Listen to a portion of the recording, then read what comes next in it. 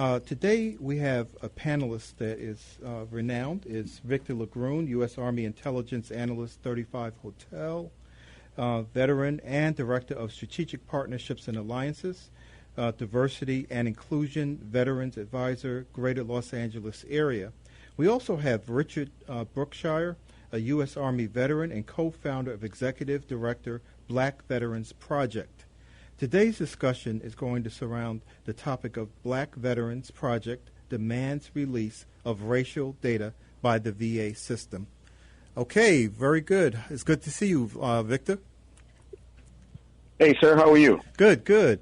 Yeah, do you want to lead us into that discussion with Richard about the about this project? It sounds like it's really vitally needed, especially now.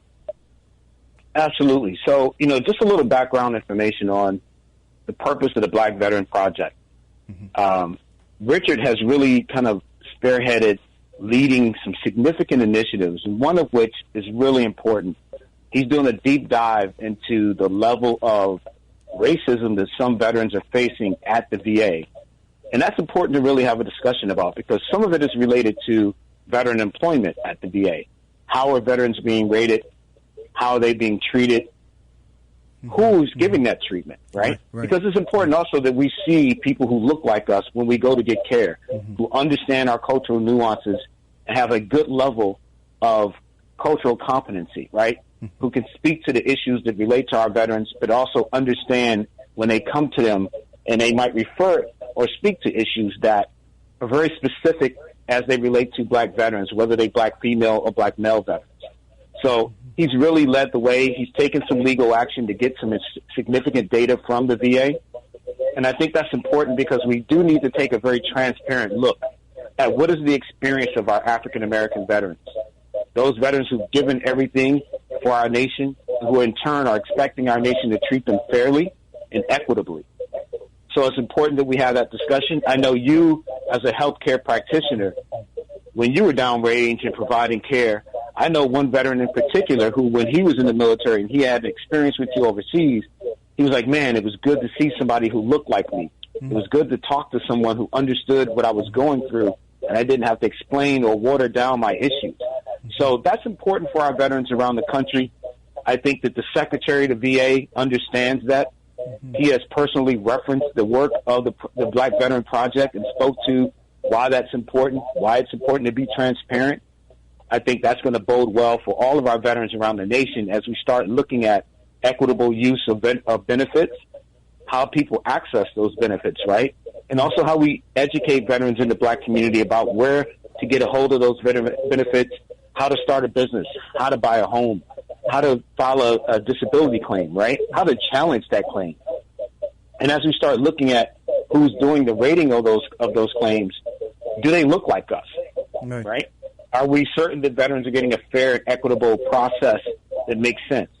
So this is all important work. I'm proud of the work that Richard has done, and I'm excited to talk to him today. Fantastic. Yeah. So, Richard, why don't you lead us into what have you found in this data? And, this is Black History Month, as I mentioned in the opening also. So what are you seeing that we should be aware of? So... Thanks for having me on. I think first and foremost, this work builds on a decades of work that many Black veterans have done and continue to do and participate in. And without Black veterans kind of being our own saving grace, starting our own organizations to ensure that, we could do things like appealing, benefit claims that were done poorly or overlooked. It wasn't for us kind of organizing to provide services to other Black vets. Certainly, we probably see even more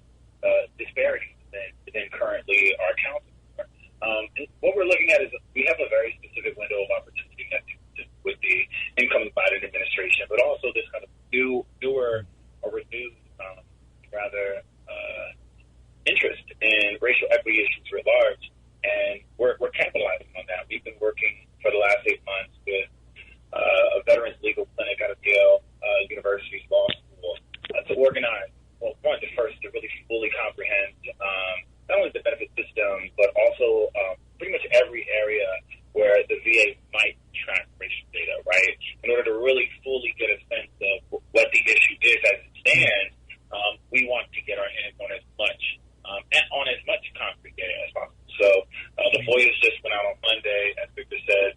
Secretary McDonough responded to it, saying that he'd be helpful in attempting, or at least assisting us in getting it. But we already know what so much of the data is going to say. And we already know in some respects that the VA keeps poor track of racial data around benefit claims. And so this is really just a first step to kind of provoke national dialogue and also kind of raise a flag among Black vets that it is now time that we take this issue very seriously, that we have for a long time, but that we organize, especially post 9/11 vets. I think that this conversation has often sometimes been had by the older generation of vets, and there's this generational disconnect. And so how do we unite, create a united front so that we can ensure that not only is restitution, which is a really important facet of this work, made, but also that proper avenues of redress are put in place so that we don't have to continue for another 30, 40, 50 years seeing the inequity that we see. Okay. Yeah. So what do you think the data is showing us so far? Because one of the things that I was talking about in an earlier conversation was that it really starts if you're in a combat zone, the line of duty statement is so important. It really rarely ever filled out. These records are not taken seriously, as you were mentioning. I mean, when I came back from my first tour of duty in Iraq, they sat about 300 of us in a room, shoulder to shoulder. And, the person who came in, who was discharged sergeant, came in and said, okay, so how many of you have mental illness and are crazy? And so, a few people raised their hand to saying, what the hell is this, just to do it. But you're sitting there in your whole front of your whole command chain. And he said, well, if you do, then you're going to have to stay here for 1 or 2 months, after you've gotten back. And everyone wanted to get out of there, right? They wanted to get home. And so, and the experience that you have is, Victor was saying, when you're sitting in front of one of these medical examiners, they don't look like you. They don't even speak your language. They don't, they don't know your cultural norms and all those kinds of things, the cultural competency. Then it seems like they diminish you if you're African American. So, so what is the data showing you about what is the experience we've been going through? Is it because sometimes you can feel like it's only you, right? If you're only aware of yourself going through that. Yeah. Well, I think this is one of the fundamental pillars of how we're approaching the work at BBT. Is we're not disconnecting a conversation around really challenging and pushing for racial equity in the military, but also the VA, because there's a disconnected conversation, and they're so tightly bound together that it's not the most effective strategy to parse them out and deal with them separately. So certainly, when you talk about that are in service, that are discouraged from getting their medical ailments properly documented, especially around mental health. And also the kind of paper discharges that then, feed into and allow for the VA to continue to obstruct benefits, at its own discretion. And then, as far as what the data says now, we know that there's a disproportionality among vets who actually access the full breadth of their VA benefits. Black vets access healthcare benefits probably the most, even though broadly the kinds of data sets that we have, at least as it stands right now, and anecdotal conversations, that have long persisted amongst Black veterans themselves, show that there is an inequity in the kinds of percentage of disability that a Black vet might get relative to their white counterparts. And these things compound on themselves. I mean, we know as a society the importance of how access to the GI Bill built up the American middle class, and how there was intentional benefit obstruction happening post World War II, well into Vietnam, and in today it's become even more insidious, right? Like you'll have veterans kind of discharged for mental ailment, or they're discharged in other honorable ways, or they get out, but because of the environment of the military, they don't have the proper documentation, quote unquote, to really be able to get the kinds of disability that they should be afforded. And so this is a long legacy. I also think that why this conversation is so necessary now is we have Congressman Bolton and Congressman clever and kind of readying legislation that looks to provide redress for the families, really, of Black veterans who experienced benefit obstruction in World War II. And so that would allow access to the GI Bill to as much as the fifth generation descendants of these Black World War II vets. And so it's the perfect opportunity, really, in the next few years to really push. And I think part of the issue that's really concerning is we don't have our hands-on full data, but the community speaks, right? We often speak to one another. We drop in and speak at VFW, sometimes older Black vets. Certainly we get a confluence of emails, kind of social media pings saying, yeah, this is an issue. I've long, struggled to get access to my benefits. We know kind of just, by the fact that Black vets, account for almost 1/3 of the homeless veteran population, how they're overrepresented in many things. That we need our hands on the data to be able to really push legislation to rectify this, but also to be an accountability mechanism, right? Like many of these conversations have been siloed. They often happen on the Hill and, in these siloed kind of power circles. And we need to make this not only digestible, to the American public and being able to storytell around this, but to be able to get our hands on concrete data that the VA does have access to. But if whatever they're not tracking, making sure that we're pushing as a collective to ensure they begin to track it, because otherwise these issues are going to continue. Right? Yeah. General Austin. Thank goodness we have General Austin, and now, who was appointed by President Biden. That is going to overlook, this, the federal government and the VA perspective as well. And he has, sort of vowed to make sure that, equity is part of the picture when we start looking at the veterans' issues. So, I'm wondering, so what do you think we need to do as veterans, to support the kinds of initiatives that you're doing? Is there a website we can go to, a telephone number we can call, or how can we get involved to make sure that you have, the support that you need going forward in the work you're doing? Because I think it's vitally important what you're doing. It's an old saying that says, in God we trust. All others bring data. So you're really on the top of the data stuff, right? As far as how Black veterans begin to support, we have something called the Black Veteran Empowerment Council, building into coalition of local, state, and national Black veterans organizations, and organizations that want to support or at least want to center the economic issues that Black veterans face and the benefits of issues that Black veterans face. And so, it's in its infancy. It's like so much of a baby, and we need Black vets to get engaged. We have a website, blackveteransproject.org, that you can visit, to learn a little bit more about the issue. Oh, give that website again. Blackveteransproject.org. Okay. We have, in the next few months, we'll be releasing a survey. We get a confluence of emails with Black vets wanting to tell their stories, but we're really wanting to regiment a way for Black vets to take part in our own kind of national data collection, to then compare and contrast with the data that we end up getting from the VA. But listen, it may take years for us to get our hands on a full breadth of the data that the VA has access to. Yes. And so I don't want us to think that it's just going to take a few months to begin to rectify, decades and decades and decades of racial inequity. But what we're hoping to do through BBEC and through BBP is begin to collect stories, really focus on the research, and really kind of be a hub for advocacy, right? And being able to organize a collective voice and a collective front so that we can work with members of Congress who are willing and open to really shift the status quo. And more than anything, connect all generations of Black vets to engage in this work. And I think that is the challenge that lies ahead, but I think it's one that we can ill afford to not take up. So. Yeah.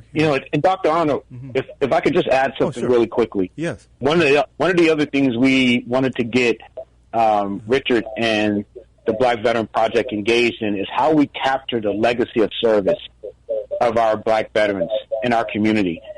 So we're looking to bring Richard out and his organization to do some of that filming and interviewing in Chicago. And that's going to be really important for us, right? Because we all know that over the next 5 years, we're going to lose many of those heroes who served in World War II and in Korea. So how do we capture those stories of the Triple Nickel, you know, the Montford Point Marines and so many others? This is how we really do it, right? We bring in professionals who know the work. Richard is an expert in both film and writing, and this allows us to tell the story, capture that legacy, and leave it somewhere that the future service members, right, those junior ROTC cadets, those officer candidates who are looking to stand on the shoulders of greatness, like people like Harold Washington, for example, and people like you, Cliff Kelly, and so many others. The future has to know about the past, right, to know what their legacy looks like and how to stand firm. So, you know, I'm really appreciative of the work that Richard does, and I think that's a great step to the future. Yeah, absolutely. You know, because, you know, when he was talking, I was thinking about my father, who was a World War II veteran, and he was on a flame-throwing incendiary team. And he would tell me these stories, and then he would just break down and, you know, cry. And he, they have German soldiers run out sometimes, but then they would see, you know, old women and children run out these buildings. And it was just horrifying for him.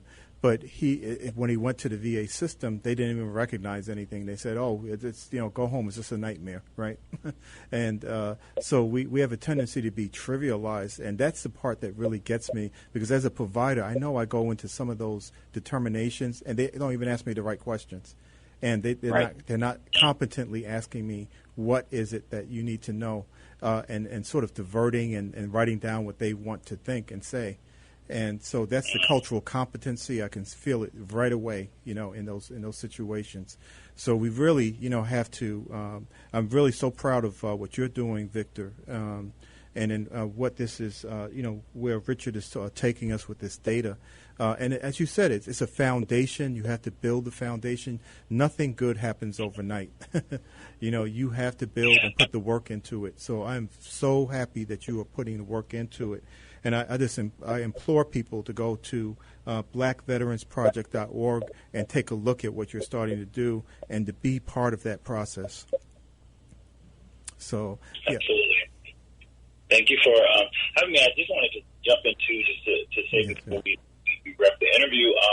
One of the things that we're really trying to lay the foundation for is substantive litigation as well. There hasn't really been ever class action suit against the VA for racial discrimination. And that's something that we're looking for. There's a window of opportunity in the last 2 years where there actually has been successful class action suit against the VA because they were long gone, right? You know, from being able to kind of, that's what I've always kind of had to kind of go individually through a veteran court system to be able to find redress.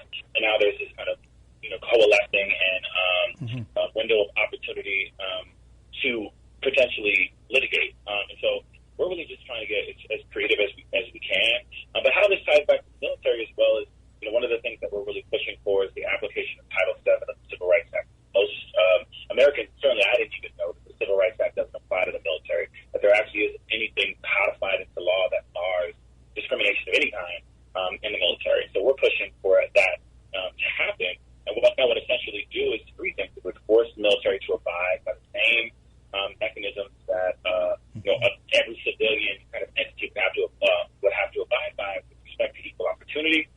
It would overturn something called Ferris Doctrine, which a lot of black vets are very intimately familiar with, where you, as a service member and even a veteran, are barred from being able to levy suit against the military. This creates a culture of where there is no real redress. So if you suffer racial discrimination when you're in service, you might be able to file a no claim, even if that is gross. We know that, you know, close to over a third of black vets even now as it stands say that they wouldn't even feel comfortable filing that claim because of the repercussions that they might experience during their career. And so, and then if you end up getting perhaps the person that is discriminating against you fired or, you know, demoted or what have you, there's still no real, your career is already impacted, right? You've already suffered, and there's no real substantive redress. And that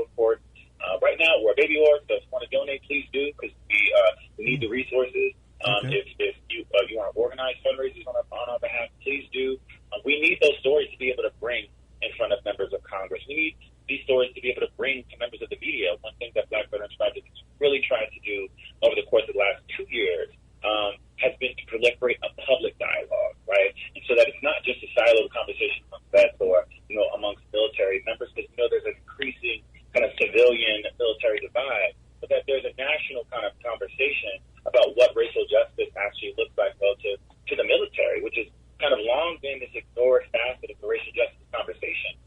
So storytelling is instrumental to that. Getting our hands on data is instrumental to that we can really push forward, hopefully in a substantive way, around shifting the status quo relative to human civil rights in the military, but also shifting the status quo with respect to restitution for the families, really, not even just the individual vets that have been long affected by issues of benefit obstruction. So, again, thank you for having me on, and I look forward to thank you, Richard Brookshire, for all we are doing, and Victor LaGroon, American Heroes Group Roundtable Boots on the Ground with partner Victor LaGroon.